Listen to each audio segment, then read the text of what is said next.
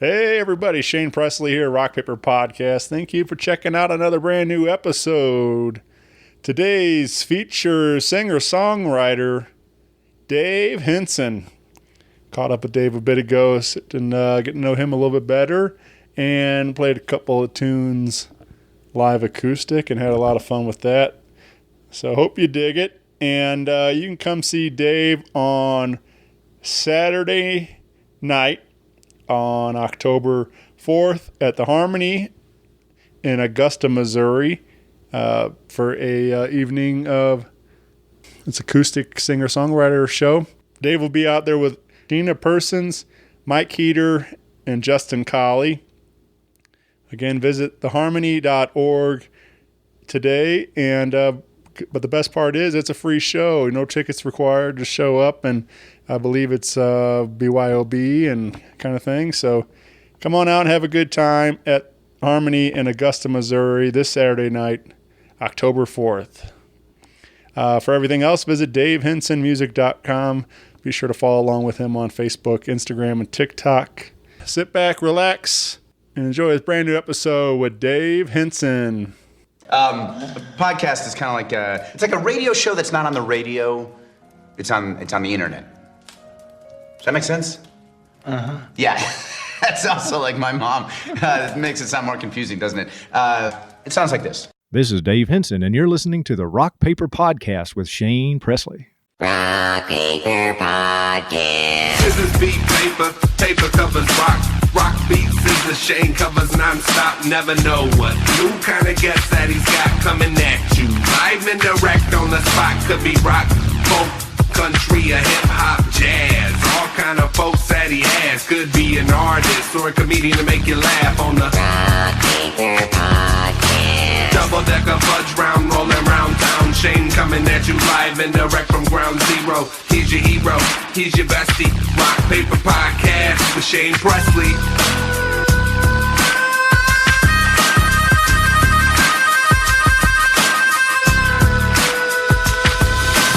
Rock Paper Podcast. Hey everybody, Shane Presley here, Rock Paper Podcast, coming to you from St. Louis, Missouri. Hanging out today with Dave Henson.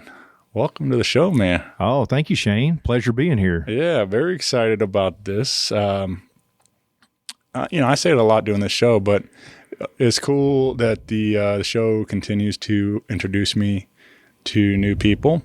We recently came in contact online, and then we got to talking, and we're like, hey, let's do this thing. So we're here today, man. It's our first time getting to meet here, and we're having a lot of fun already before we hit record. But I don't know. It's just fun. It's a good. I joke about the show being a good networking tool. You know, it allows me to meet all sorts of people. So Absolutely. help share their stories and songs and everything else. So. You know, like you said, that's how we got started right here. It's been probably a year or so in the mix and been back and forth a little bit. And you picked me up with my album release last year, but I think myself, yeah, absolutely included, but everybody owes you a great big thank you for talking to us indie music folks here. And it doesn't matter where we are in the United States. We're here in the arch city of St. Louis, but it's just awesome to see that knit community kind of come together. I heard your name through the grapevine at an event at the Harmonie Vernon, and I, like I said, I just kind of text you real quick, and we both had busy schedules, but now we've gotten it together. Yeah, and thanks again for the opportunity. Yeah, absolutely. Yeah. So, being this our first time, I don't really know much of your story, which is. Again, like why I like doing this, like it's an opportunity where we can sit down and actually have a talk instead of trying to, yell over a bar crowd or, band or whatever. So, but tell me a little bit about, are you always from the area, or are you? I'm not. And my accent kind of gives it away a little bit. Right. Southern Missouri picks up the Southern accent as you get a little further south from here. But I'm actually from the Atlanta area. Okay. I grew up there. I moved away at age of 24. I grew up in McDonough, Georgia, That's all I knew. And now Atlanta has consumed that area. It was about 25 miles south of Atlanta where I grew up. And it was country as country could be. And then now you would never know that was part of that. They actually filmed the movie Glory. I don't know if you remember that Civil War movie, one of Denzel's first movies, Washington's first movies. No, I'm not name dropping actors, but I just had to throw that out there. Right. They filmed that movie in open pasture down below my house there. All right. So pretty crazy. And then at 24, I picked up and moved to Nashville. So started that trek. So was that all, I guess even going back before we get to Nashville, but I guess I'm assuming music was a big part of your childhood there in Atlanta, or? It's a funny story with that. I remember as a kid, I'm of the generation of the Dukes of Hazzard, which was absolutely massive. Back then, kind of gave the South a resurgence of a name of many ways.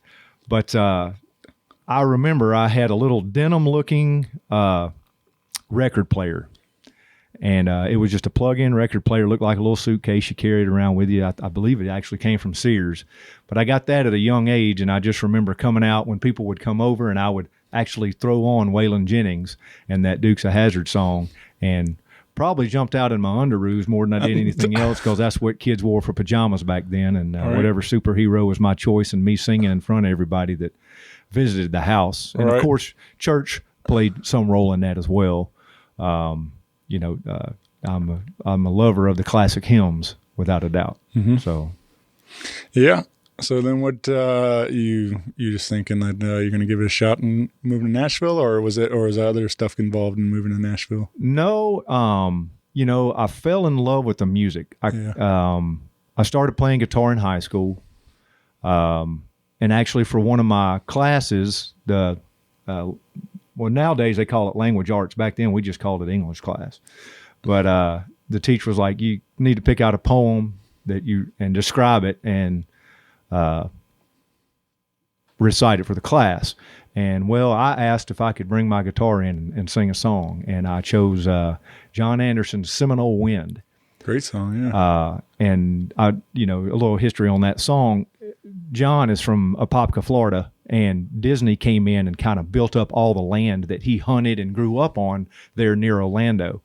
And that's how I was feeling at the time when that John Anderson song came out in high school, that, wow, everything's getting built up. We had the Olympics coming up on us here within the next few years and all of those things.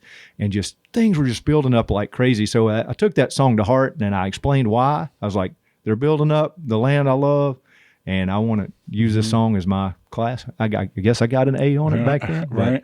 I sang and performed in front of the class when everybody else just read. So that really took off for me, because I got to see how a song can impact people and learn about the meaning. And then from there, John Anderson was a huge influence.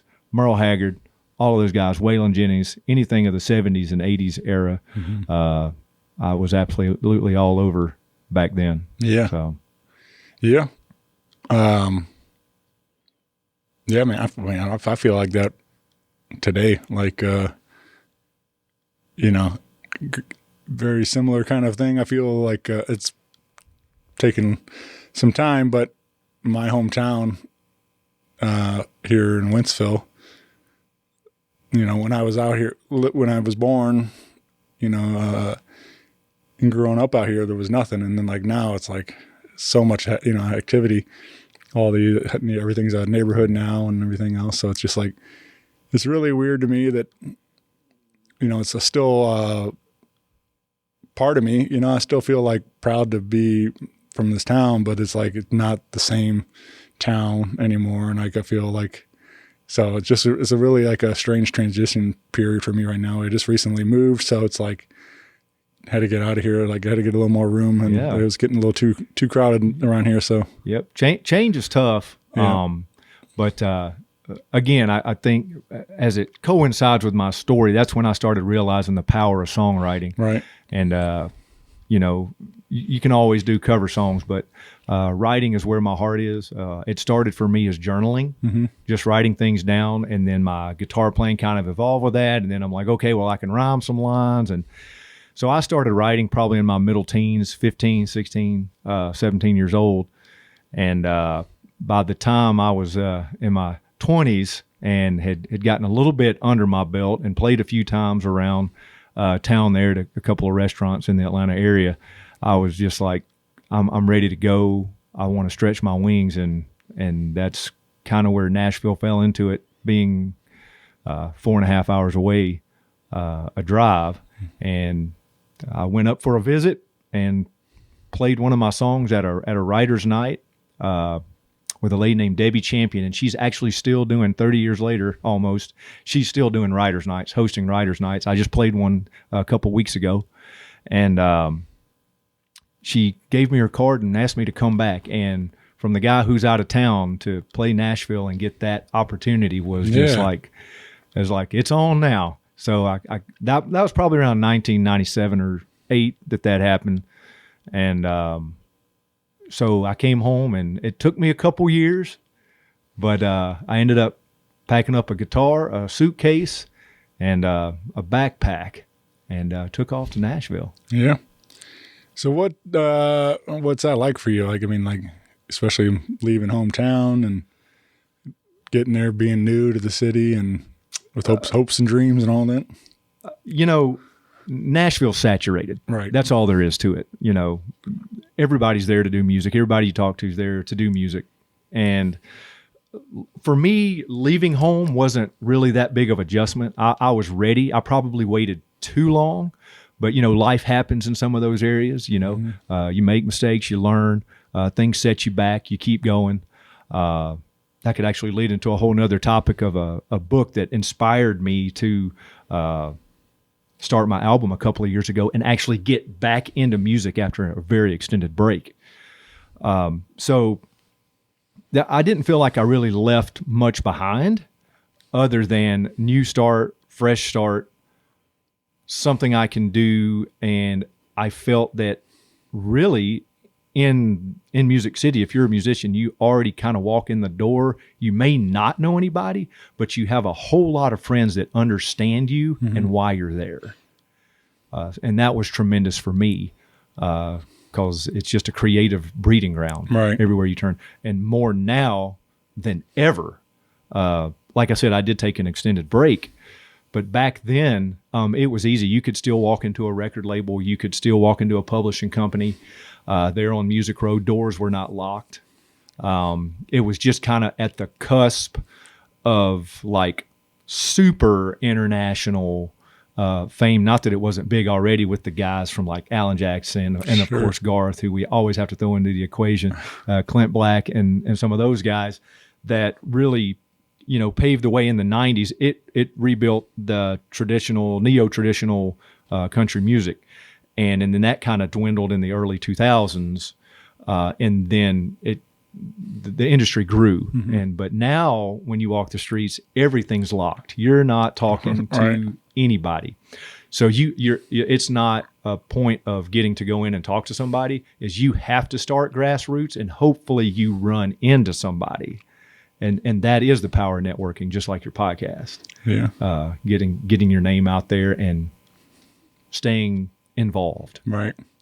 Yeah, I can't remember what the numbers were, but I read or heard somewhere that like, I don't know, whatever it is, like a couple, like 100 people moved to Nashville like every day or something like that. Like something crazy like that. Like the numbers, so many people are like moving into the city and like they're just like you're saying, like this is the saturation of it all. Right. And we're on a cusp of a different, couple of different generations now, and that we have these opportunities to produce music on our own in every which way fashion you want to do that. I don't think there's a wrong way to do it.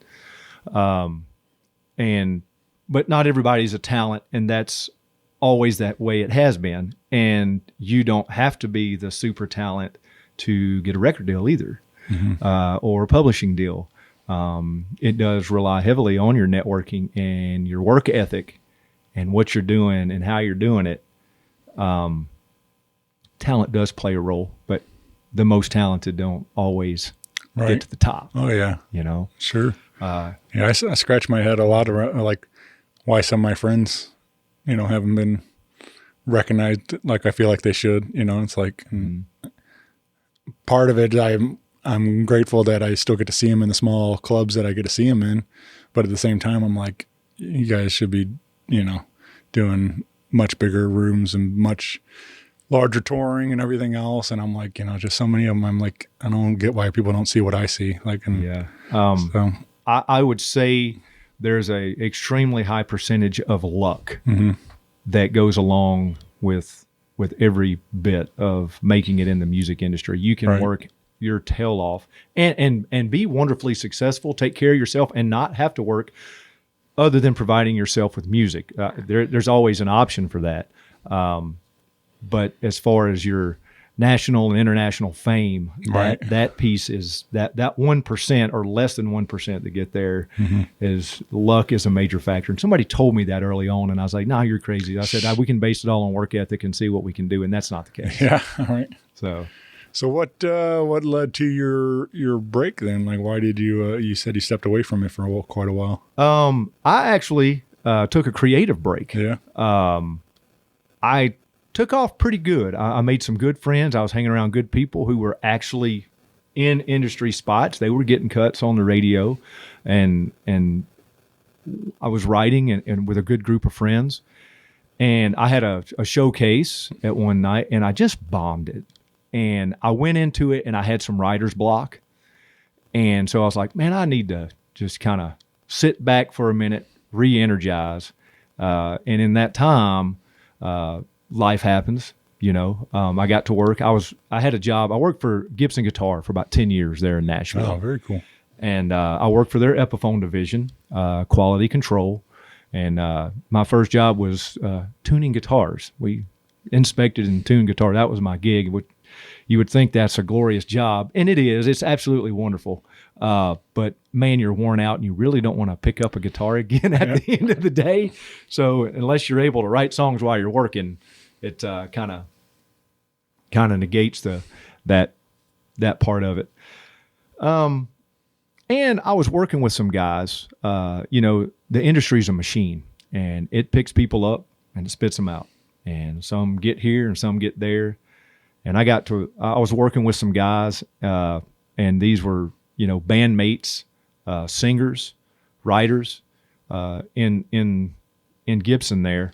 And man, they would come off the road after 25 and 30 years, whether the gig ended or somebody lost a record deal or, you know, the rearrangement. One example was the Opry did a huge rearrangement of Talent, and a gentleman came to work for us after 25 years of playing on the Grand Ole Opry live. And unfortunately, he didn't have anything. Same with these guys coming off the road. And several of them actually ended up having addiction problems, which led, you know, there were other factors there. But I was working with these guys. I was like, man, I don't know. It's worth it to do it, but I don't want to look back in 30 years and say, I don't have anything and I can't retire. Because we had guys that were 75 years old. And that's not saying people at 75 are old. Don't get me wrong. You can do what you need to do. But I hope to be retired and not hitting a lick by that point, other than playing some music. But, you know, these guys were just starting on having to work for 10, 15, 20 years just to survive and be able to retire. That weighed on me, you know, and met my wife during that time, who is from the St. Louis area. So that's what brings me here. All right. She grew up in the Augusta area. And like I said, life happened, things change, your priorities change. And I was just like, wow, I can have this and do this, but I guess we kind of need to progress to the next segment, right? To see how it all is working out. But definitely not anything negative in that at all. Mm-hmm. But like I said, life happens. And honestly, the majority of that is what happens in Nashville. People go there, they meet people, they move on, they work. People don't realize you're not going to go to Nashville and just start making money and playing music full time. Everybody that is successful there will tell you the first thing you need to do in Nashville is get a job. Right. Yeah. And that is what I did, but I did music for quite a bit for a while. And then, like I said, things changed. I took a creative break and my mind just wasn't ready to come back for a while. Mm-hmm. So you, I guess kind of in 2024, you released your EP. So I'm guessing like soon before that, you picked up the guitar again and got back to it. I would play a little bit, but for the most part, my guitars stayed in a case. Yeah. When I moved here, and my focus was getting my family established here, working. During that time, I went back to school, got a college degree, became a teacher. Shout out to Wildwood Middle School where I do teach. Nice. If they're listening to this. And I guess as you would put it, the normal life, the grind everybody else goes through. And then a friend of mine, my best friend actually, introduced me to a book called The War of Art. And obviously a play on the book of The Art of War.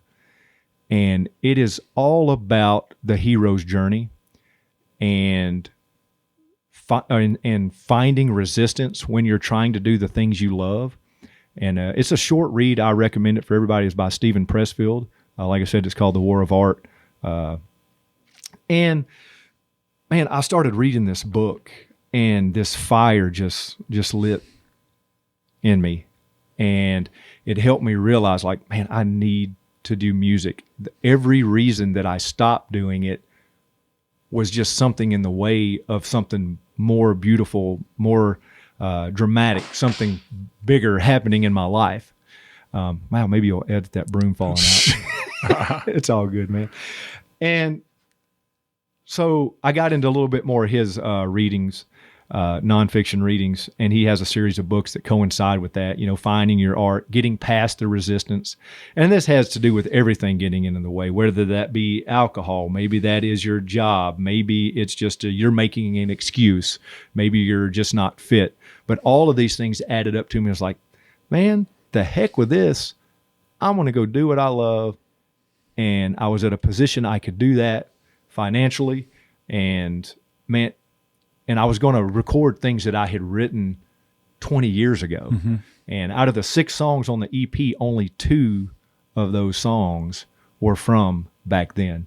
It sparked that much creativity in just a short amount of time, just a couple of months. I had written songs that I thought were worthy to record again, put on the album, and move forward, which I was really, really proud of. And so far, it's been great. Probably given away more than I've sold. I do have digital distribution. That's going well. And of all the things, my music is out, and one of my bucket list items is done. Absolutely, yeah. And people get a chance to hear me, and it's never going to go away. Yeah. Until our next music format comes around. Right. Yeah. Yeah, man. Definitely something to be proud of. Actually seeing it through and getting it done. But Dave's EP, Nashville's Gone, now available on all your streaming platforms. You can find it. And we played a couple tunes live acoustic on the show today. And one of those is appears on this EP called Our Kind of Lovin'. And one of my favorites from the EP for sure. So it's cool that you chose to play this one live for us. But what do you want to tell us about this one? That's actually one of the new songs that came out of the creative mindset that happened when I realized that I'm going to do an album and put something together. And I do enjoy hiking and nature and all those things, but I got out on the back porch there behind the house and was just kind of looking around. And, I made the mention of earlier that life happens and gets in the way, and I got married and started a family, and that didn't coincide with my music path, and things turned. But now I'm back and I'm able to write songs about my life now. So I was able to gain a lot of experience just enjoying life and understanding the things that I love. And that's exactly what Our Kind of Loving is all about. It's about my wife and I sitting in the mornings drinking coffee on the porch. And everything in it is real. There's no lie in that song, or I shouldn't say a lie, but there's no fiction, I guess would be the best way to put it. I live it pretty much every morning with a cup of coffee with her. Nice. And it's actually one of my favorite songs on the album as well because of that, because it's special to me. Yeah, I mean, I'm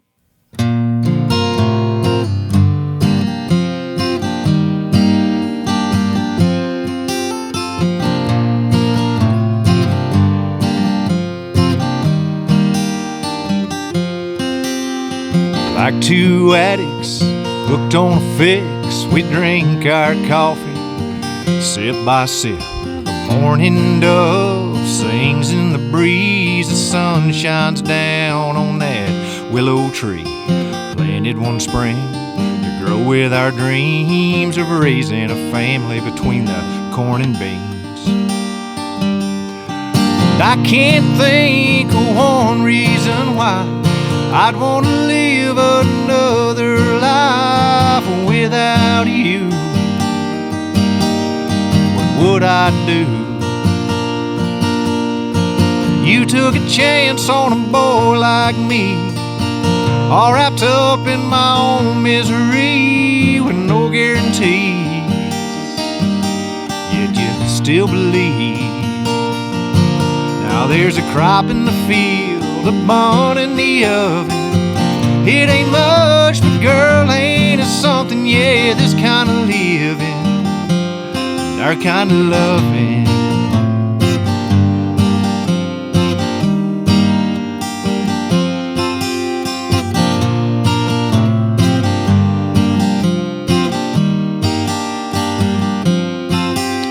The dogs lay sleeping under the porch as we rock away back and forth. The days begin and end with you. I can't get enough of those eyes so blue, staring back at me.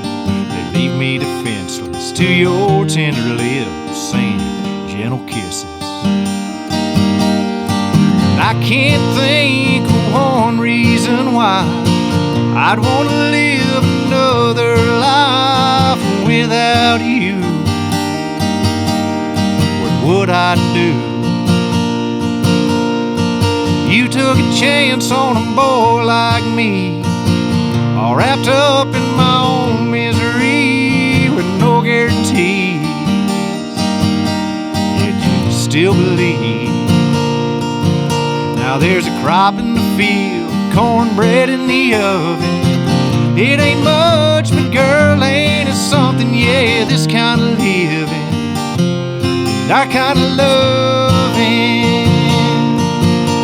At the end of the drive, out past the gate, the world goes by wishing they could escape. This kind of living, our kind of loving. This kind of living, our kind of loving.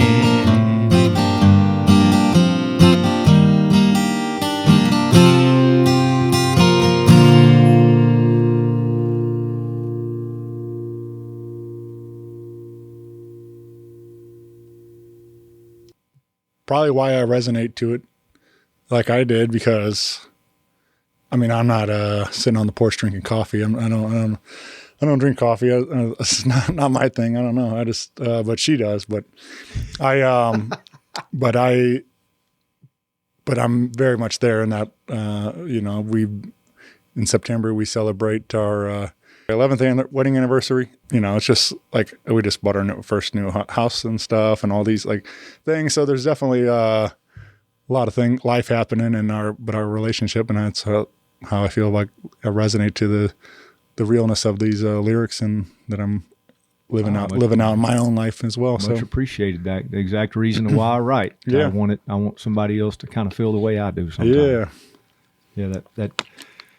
That's good for the heart, man. Thank you so much. Yeah.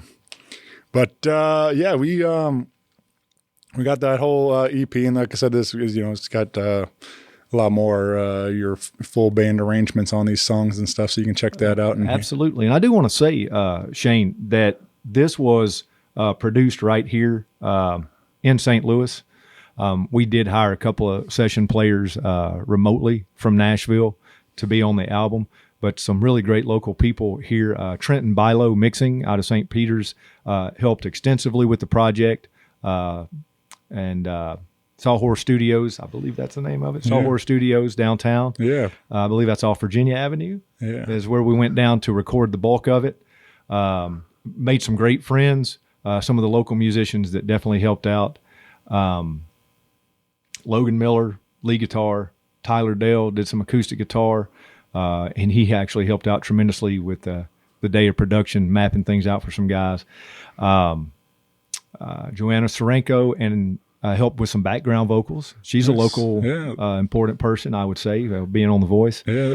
Her and Tyler are both good friends of mine. So Excellent. And Tyler's sister, Kristen, she did some background vocals on there. She actually did an awesome background vocal on Our Kind of Love It. I wanted to do some kind of echo style type background vocals, and she nailed them. She's cool. right on the money.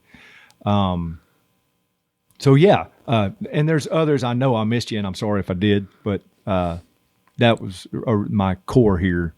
I wish I could remember the bass player's name at this time, but I can't. But he is a super popular guy, and has played with many, many people. Bless his heart. I'm so glad I don't remember his name. Yeah. Well, yeah, very cool. Check that out. We got physicals. You can probably pick up at any upcoming shows and stuff like that, or can we get one at the website?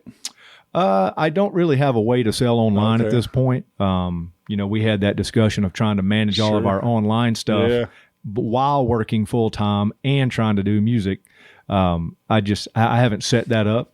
And but you're more than welcome to email me, and I can find out an arrangement how to get it to you. Yeah, I can guarantee you that. And of course, we got a couple of gigs coming up, or at least one for sure. Yeah, that you can come and pick one up at. But we got we do have October 4th. Yep. At the Harmonie, and that's in Augusta, Missouri. In Augusta, Missouri, it's the old VFW building, right there off Hackman Street. And easy to get to, right off Highway 94 if you're ever down there. Matter of fact, you could probably spend a great day at the wineries, and then when you're done with that, swing on into the Harmonie Vernon there in Augusta for a 7 o'clock show. I've got 3 good friends and writers that are going to do it. This is actually not like a solo show for me. This is a Writers in the Round type. I don't know if many people are familiar with that. In Nashville, it's hugely popular, mainly from the Bluebird Cafe, but there are many, many more that are actually, I think, even bigger and better than the Bluebird Cafe. And there's a few that happen here in St. Louis. I think Songbird is one that I believe happens over at the Focal Point. Yep. But I'm just really excited about this because this is why I fell in love with country music at this roots level, where the writers get together and you hear a song from inception, where it came from before it's produced, because things do change. Even my own music on this album, it was amazing how my music evolved during that time of full production. So to get to see it at this rootsy level, I'm excited about. I've got 3 phenomenal writers with me. One of those is 2 of those are locals. One is another. I'll talk about him in just a minute, but I definitely want to give shout out to Shena Persons. She's part of a duet from here. I believe they're from the O'Fallon St. Peter's area, Missouri Mile. And they actually did some great work in Nashville. Real seasoned writers, great harmonies, but Shena Persons is part of that, and I'm really looking forward to hearing some of her music and how she gets it done. Yeah. And then you got Mike Heeter. Mike Heeter is going to be in there. Now, I recently just met Mike a few months ago through another friend here in town. It's actually glass blower Sam Stang out of Augusta. He's actually quite famous himself for being a glass blower. His art is unreal, and he's actually a phenomenal lead guitar player. So, and hopefully he'll come out to the show. But I met Mike through him. Mike is a close neighbor, and he was in a band, I don't know, let's just say 10, 15 years ago called Trigger 5, and kind of a BR 549 swing type style country music. And I got to talking to him, and I loved some of the music he played for me, so I've invited him to be on the show that night. And so he'll be there. And then I have a really good friend of mine, and this next guy, Justin Collie, him and I have a great history. We met in Nashville at Gibson. I was working there before him. He got a job there. He's from Arkansas, Hot Springs, Arkansas area, a little town called Bismarck. So him and I started writing in Nashville 20 years ago, and he moved away. He had family and those things, so he ended up moving back to Arkansas, and back when. And when I started this project, I was going through music in my catalog and ran on some things that him and I wrote, and I was like, man, this is pretty good stuff. And so I started searching and ended up finding like his sister on Facebook, and so we got reconnected and we started writing, and we have been writing now since the summer of 23, actually, when the project for Nashville's Gone was just getting off. He wasn't included on the album at the time, or at least any of his music wasn't, but we've been writing pretty extensively, and daggum if he hasn't talked me into kind of going back to Nashville some. Okay. But he's going to be on the show.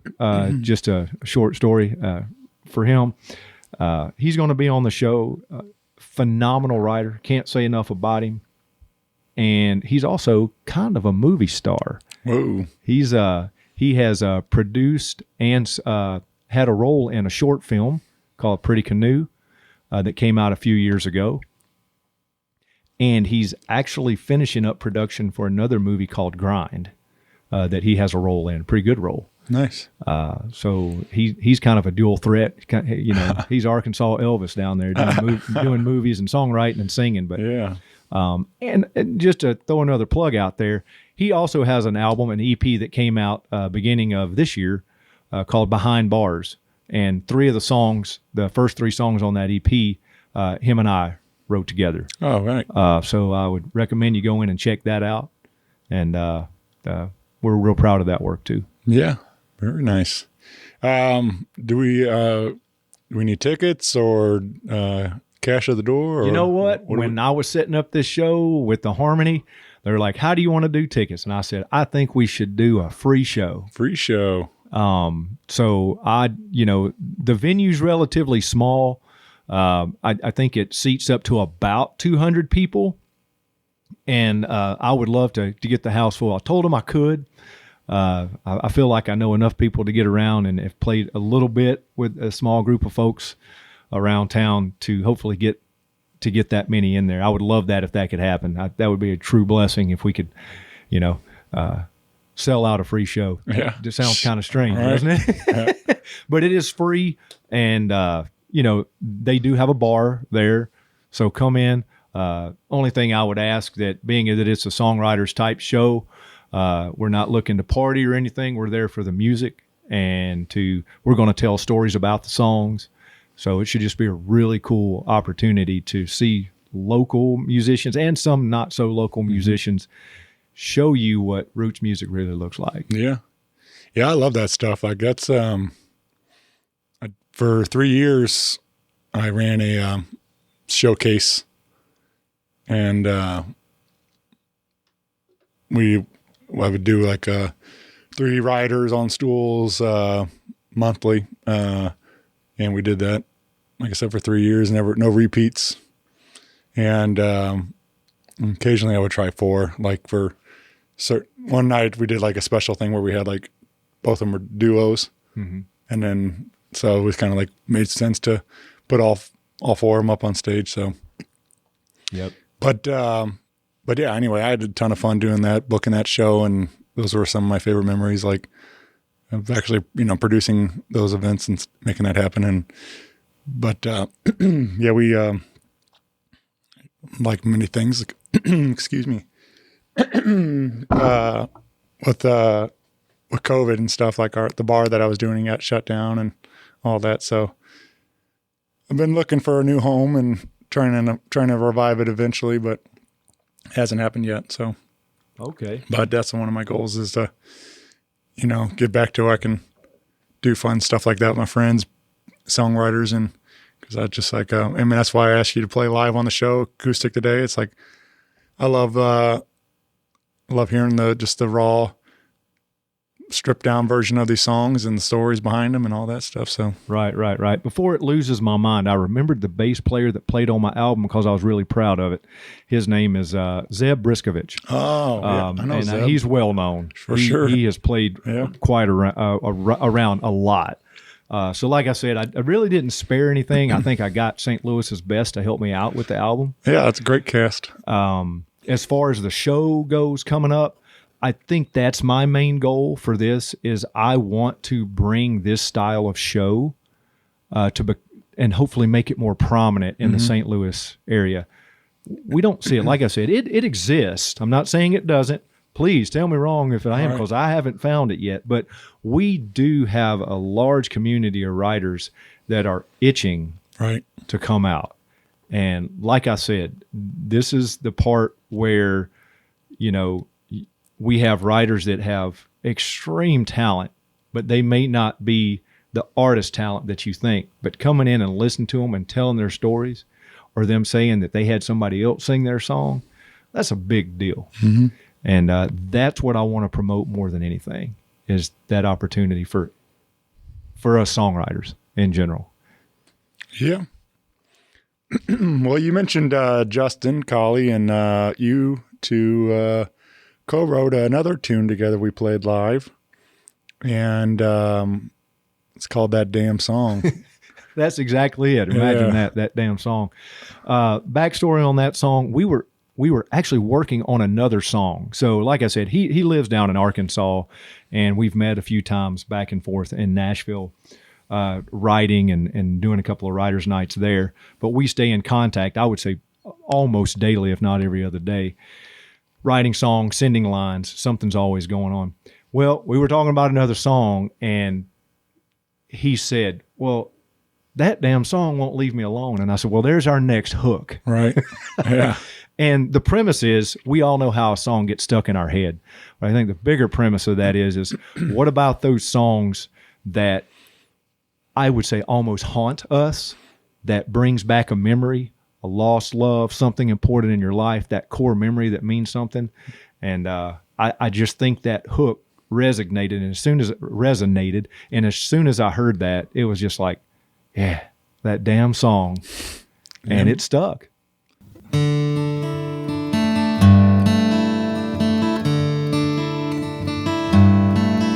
First date, first kiss, first time we made love, we listened to it. Backseat, radio, wild and free, steam on the windows, the perfect words to a perfect melody. Just like the last words that you said, it stuck in my head, I can't forget. It'll haunt me till I'm dead and gone. That damn song won't leave me alone.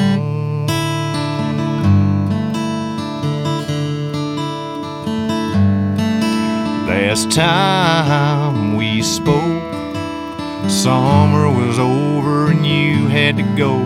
Miss you, goodbye.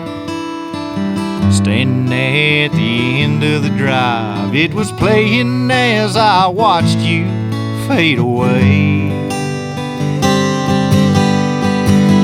Just like the last words that you said, it stuck in my head, I can't forget.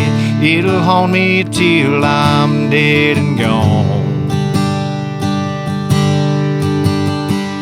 That damn song won't leave me alone. Played that song at least 1,000 times. Now it's stuck on replay in my mind, just like the last words that you said. It's stuck in my head, I can't forget. It'll haunt me till I'm dead and gone. That damn song, leave me alone.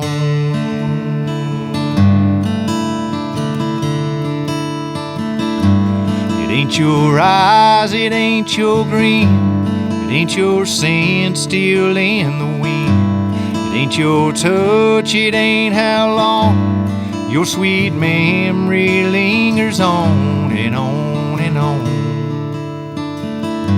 It's that damn song, it's that damn song.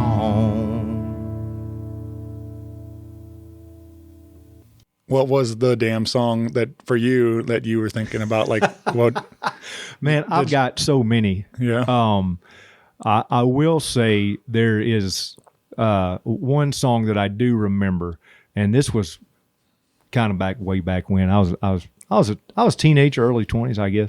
It was one of those first love scenarios, and believe it or not, Dina Carter's "Strawberry Wine." Yeah. Man, that song, it does haunt me, and it's beautiful, and I love that song.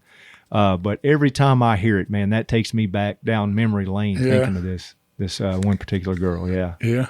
So that's why that song was written. Not for that girl, not for that reason, but for the premise of, man, there are songs that just are there. Yeah.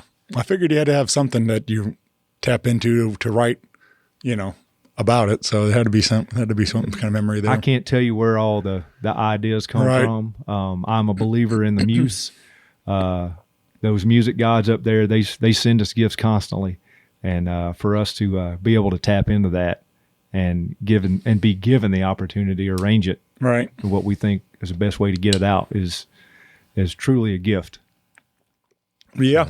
I do think that's a powerful thing about music and songwriting, and that, but it is like the same thing. Like you have those songs that will just kind of haunt you like that, like, and you hear them, you try to avoid them, and all of a sudden, like you're at the grocery store or whatever, something like that will pop up, and or just scrolling through the stations and you hear pops in there, and it can even be positive too. Sure. The song was written not necessarily with a negative premise, right? But other than just saying, man, this song can maybe be annoying, but also remind me of good things too. Because even my wife and I, we have a song. It's Tracy Bird's "Watermelon Crawl." That was a song we actually kind of met on, and it just seems to pop up at the oddest times. The first vehicle we ever bought together, maybe even the first two vehicles we bought together, that song came on the intercom radio in the car dealership while we were pretty like, well, we know we're buying this car. So it's funny how it does work. I think there's a natural element of song that is real, without a doubt. Yeah. Man, it's somebody's controlling the DJ and stuff. Placing these songs in the right time for your life and stuff. There might be something to all that. Absolutely, man. Absolutely. You're wearing your Floribama shirt, and I know and being, like I said, down south and growing up down that way. You ever go to that songwriting event? I have been to Floribama one time in my lifetime. You got that shirt, and I bought the shirt. It was actually this summer. As much as I've heard about it, I went there this summer, checked it out. It is a totally cool place. It's an expansive place with many buildings, and it's a wild bar, yeah, for sure. There's a lot that goes on there. I think we probably went during a downtime because you could actually get in there and walk around and see it. Highly recommend it if you're in that,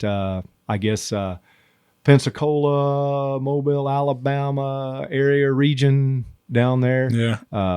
We stayed at the Gulf Shores a year ago or so, and then we went down to the Floribama and check it out, and went. They had 3 stages of music going at the same time, which was it's just don't see much around here at all. So I think still that's another element that, again, why I've tried to, lean into not only the CD project, but this project of putting real quality songwriter rounds together to capture that element, to bring some of that here. Now, the level of Floribama is unreal.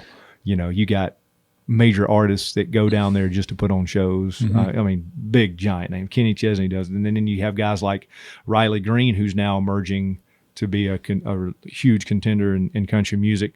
He came out of there. He's from the Alabama area, and he basically cut his teeth down there doing that. So, well, they do I guess at every, I don't know when they do it, but that songwriting, they have a big songwriter show they do, and I know it's a huge draw. And yes.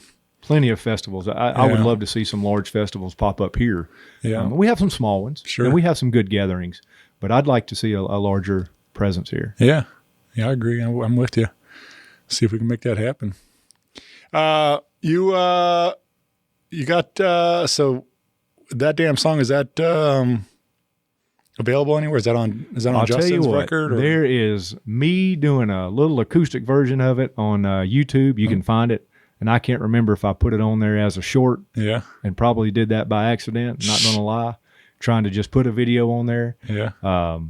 It's funny. I teach technology every day, and I really struggle with the social media thing, putting it all together.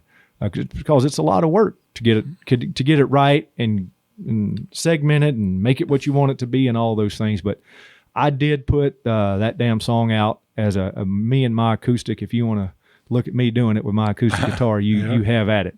It's out there, obviously on Facebook too. I think I put it on there. There's an acoustic version of that, and I guarantee you that one's probably going to be part of the show coming up here in October if you want to see it live. Nice, yeah. Well, we got one more, and I wanted to play a studio cut just to everybody can hear what that sounds like for you too. But you in April you just put out a new single, called "I'm Doing Well." Yep. And this is another great tune, man. I really enjoyed it. I think it's one of those and I feel like we all kind of the line "I'm doing well" for me, it kind of brought in we all kind of get through going through our daily thing where we just, it's an auto response. It's like, hey, how you doing? I'm good. I'm doing well. Whatever it is. But behind all that, there's always a lot more going on. It's just for face value kind of thing. We just, you just say that line. So absolutely. You're kind of hitting the nail on the head with that song, even with social media and all these days. We see the persona of people, and daily life is daily life, man. We're all working. We're in the grind, and we can say we're doing well all day long, and we are. Right. We're surviving. We're getting it done. But to just kind of have those feelings of expectation of every day being this tremendous day is not the case. Mm-hmm. And funny thing about this song is I wrote this song with Justin. We did it probably over 20 years ago. That song was written. Oh, yeah. And we rehashed that song and with our little resurgence we've had over the couple of years. And that one there was produced all by me. I did that on my home recording studio with the help of some computer programming and things like that. And I'm excited about it. I'm excited about people hearing it, and I do hope some people resonate with it. And it's just a really cool tune. So thank you for playing that and including it on the show. Yeah, absolutely.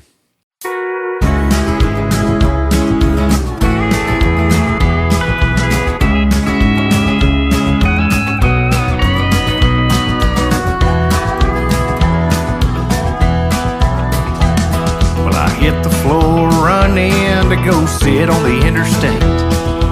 Everywhere I try to go, there's something in my way. I can't go left, I can't go right. I wish I may, I wish I might turn this thing around for a change. If life is a road, I'm in the ditch. If dreams were miles, I've moved an inch. If love is heaven, I'm in living hell. And if this ain't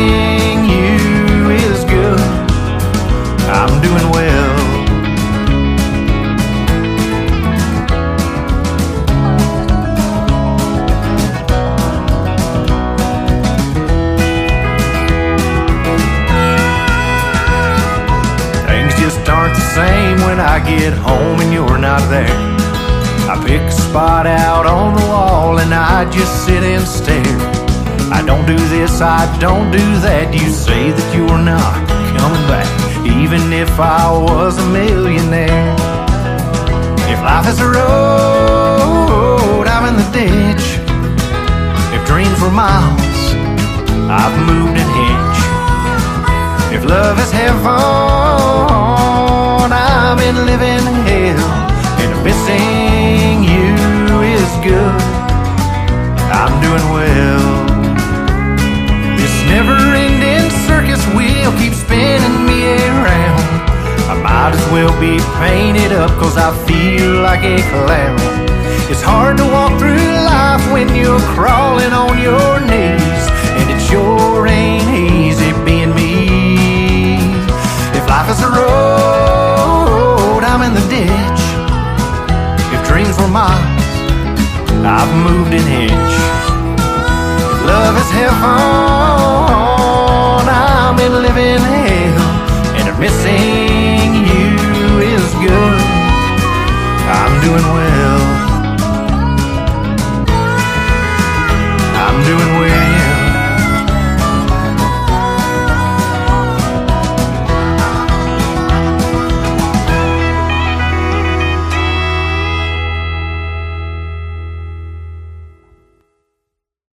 Well, you can find that streaming on all your favorite digital music platforms. So check it out, add it to your playlist, and then follow along with Dave Henson on your Facebook, Instagram, TikTok, and DaveHensonMusic.com for everything else. And hopefully we'll get some more of those dates. But you're telling me along with October 4th, which I also, being that we're the October 4th, I was wondering, I wanted to ask you, I meant to say it earlier, but it's 10-4. Absolutely. I didn't know if we were going to do like a trucking song round or. Well, you know, I think I'm Doing Well could fit in as a trucking song. Yeah. I think that encompasses a lot. I think about that being a trucker song. I think of it being a bluegrass song with kind of like that catchy train sound that it has. So that's part of that. And I'm just excited that things are happening. And take us back to the question. My mind just went goofy. I was just wondering if you guys might do a trucking song round or something like that, or you know, there's always a possibility of that. Right. I would not be surprised if Mike Heeter comes up and pulls out some type of trucking song with that. But you know, all I can say is that we're going to keep on trucking. There you go. Whether or not folks are there or not, we're going to play the show. Sure. I had buddies of mine that did a whole evening of trucking songs for 10-4 one year, and I just thought it was a funny idea that. Right. I actually chose that date when I was given that date as an opportunity. I was like, that was one of those heaven-sent moments. I was like, it's going to be 10-4. Yeah. Without a doubt. Sure. And so I was all over it. I was like, 10-4, good buddy. Yeah. And like I said, you know, I started with Dukes of Hazzard, and, you know, they were always on the CBs back then. Yeah. Or even Smokey and the Bandit, any of those guys, which I have to do another plug. Smokey and the Bandit was also filmed partly in my hometown as well, too. Oh, very cool. Yeah. Yeah. We were just quoting that the other day at work, and such a classic. You said that the Harmonie also does a open mic every first Tuesday of the month. First Tuesday of the month. That is hosted by Brian Totebush and the Texas Giant Band. It has been a really cool thing to see that program grow. There was probably a handful of us locals there getting that together. And now we've got people coming in from all over, and you can just jump up there. Brian will put you on stage, whether you want to play with the band, play with your acoustic. If you play an instrument at all, they'll try to kind of squeeze you in with the band, but you'll get to play something. I think it's a great opportunity for us independent musicians to network. They do have a bar open during that time if that helps you bring something. But you can also bring your own food. There's if you want, and drink to walk in with it. That's fine too. They seem to be okay with that. Yeah. But it's just a really great opportunity every first Tuesday of the month, including this Tuesday, September 2nd, I believe. It's going to be open, and that starts around 5:30ish. Okay. So yeah, you have to keep an eye on that for sure. That sounds fun. And then, were you saying that's even where this all started, right? That so was somebody at one of those open mics mention my name? Absolutely, Shane. Yeah. It was actually that Harmonie Vernon open mic night, and I feel so bad for not remembering the person that told me about it. But they were a musician. They played that night, and I was asking them the questions. I was like, "Hey, y'all know of any other like songwriter nights kind of things?" And they were like, "You need to get in touch with Shane Presley." And they told me all about your podcast and how to find you online. And man, that's how you and I got started right there, all by networking. Yeah, I mean it's cool to hear that that people think enough of me and the show to spread the good word. So whoever did that, thank you.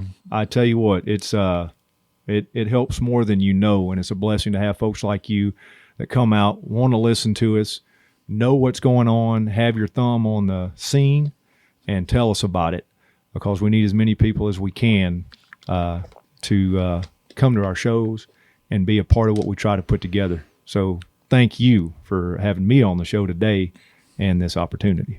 I appreciate that, dude. Yeah, I mean, I don't know, man. I have a ton of fun doing it. I mean, I know people thank me a lot, and I appreciate that. But I always like to tell them I'm just trying to do my part to support my community and, do my help my friends out. And I feel like more people should do the same. I'm not sure why it's not more celebrated. We, everybody likes going to these shows and stuff, but they don't tell people about them all the time. Right. Like, another part of that too is people get wrapped up in the party and going out and having a good time. But, right. We do get hired to do shows and the bands come out, but it's nice to know when people are listening and we're not just kind of drowning in the background. Mm-hmm. And that's part of the reason I'm wanting to put together more shows like the one coming up on October 4th. Sure. So, yeah. Yeah, that's one of my favorite kind of styles. I know when people are there. I just went to Joe's Cafe the other night, and it's a listening room event over there. So it's that same kind of thing where, hey, we're here for the music. So like you can talk outside on the patio and stuff, but inside the room, it's listening room only. Heck yeah, man! Yeah. Love it. So that's the way it should be. I think I don't like all that. Again, that's all time and place. Absolutely, but absolutely. It bothers me when people are like, especially like a songwriting event like that or solo acoustic thing, and people are like trying to talk over the whole time, and so it just doesn't work. But so it's nice with having rooms like that specifically for these things like this. So, but yeah, come on out, free show, October 4th, the Harmonie in Augusta, Missouri. We will be there. 3 other phenomenal writers. Going to plug them again. Mike Heeter, Shena Persons, Justin Collie will be with me. And it is going to be a heck of a show. I'm really excited to hear some stories. Because to me, that's what it's all about. Where did it come from? For sure. All right. Well, thanks, buddy. I appreciate you taking some time to hang with me today. And again, visit davehensonmusic.com for get linked up with everything. So yeah, thanks again, Shane. It's been a pleasure. All right. I'll see you soon. Maybe we can do this again when the next EP or something coming up. Whenever you're ready, I'll keep you posted, man. Thanks, Dave. Thank you. Bye, everybody.